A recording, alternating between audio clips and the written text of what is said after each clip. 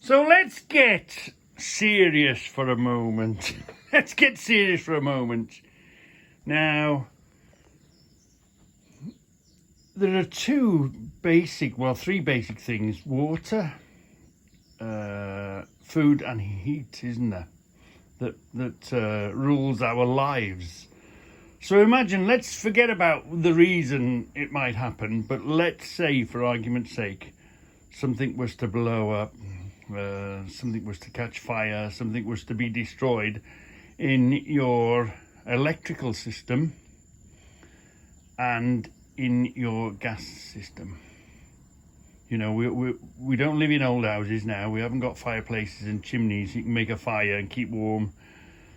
So, for not a lot of money, it's well worth. And you know, if you had to be all huddled in one room, just a simple form of heat, a small amount of heat, sitting in one room, keeping you and your family warm. You're stopping from freezing, being cold, being uncomfortable. Just a little one, you know. It doesn't need to be a big thing that takes up a lot of space. Just something you've got should you ever need it. Same as cooking. Should you ever need, you know, that's going to warm up food. It's going to warm up water. You make a nice cup of tea. You can make something to eat, or, you know, a tin of beans or whatever.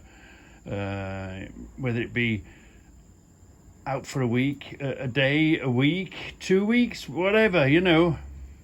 Are you, and I wouldn't say it's preparedness.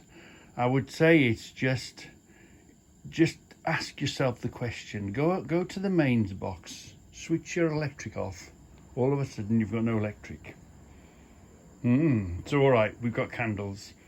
You can do that sort of thing. Torches, you can work by daylight because the late light does come back. But how are you going to cook? How are you going to feed yourself? And if it is really bad weather or whatever, you need a bit of warmth, just a little bit of warmth. So let's put the light on now and have a look at those.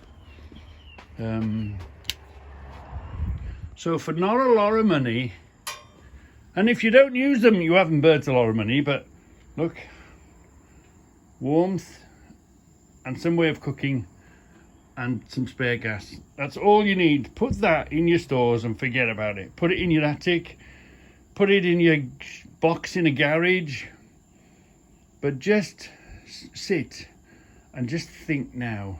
You've got no electricity, and you've got no gas. What are you going to do? How are you going to look after you and your family? You and your kids, you and your mother, your friends, your whatever. You know, I know you're all going to say, oh, Reggie, if that happens, we'll all be around your house. Well, we've only got one ring and one, so there's only so much heat that can create in a room. But you'd shut yourself in one room and you would get through it, wouldn't you? Way more comfortable than without it.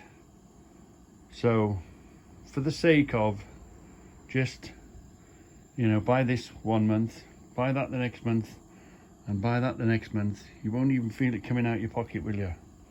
So, my bit of Reggie advice, a bit of preparedness advice for the money you pay for these things now, because the moment it happens, everyone's going to rush to the shops and everyone's going to buy all of these, and they won't be there for you, and they're going to be really expensive because the price is going to go up on them all. Yeah, so bit of prepping advice from the mad one. Yeah.